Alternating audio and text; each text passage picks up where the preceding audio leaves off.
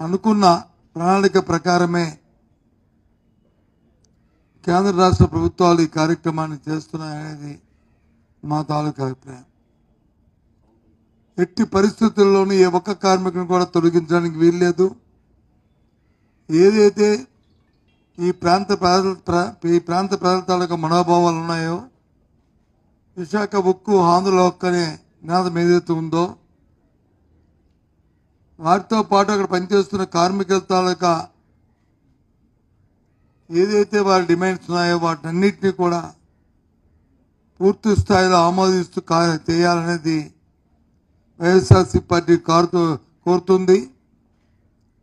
ప్రతి అంశం పట్ల ఆందోళన వ్యక్తం చేస్తున్నాం.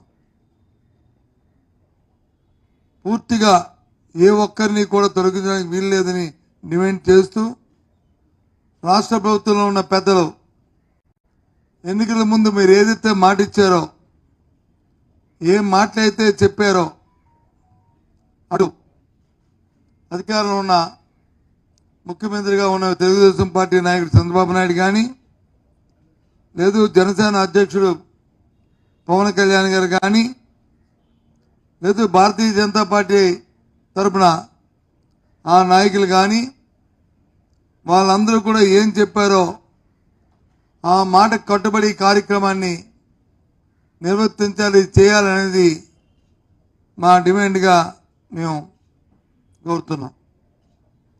అంతేకాదు, వాళ్ళ ఎన్నికల్లో చెప్పారు, మాకు కానీ ఓటిస్తే, మా కూటమిని గెలిపిస్తే 20 లక్షల ఉద్యోగాలు ఇస్తా అన్నారు. మొన్నటి రోజున కూడా చెప్పాను, 20 లక్షల ఉద్యోగాలు ఇస్తారో చేస్తారో పోతారో తెలియదు, కానీ దయచేసి ఉన్న వాళ్ళని మాత్రం ఉద్యోగాలను తొలగించొద్దన్నారు.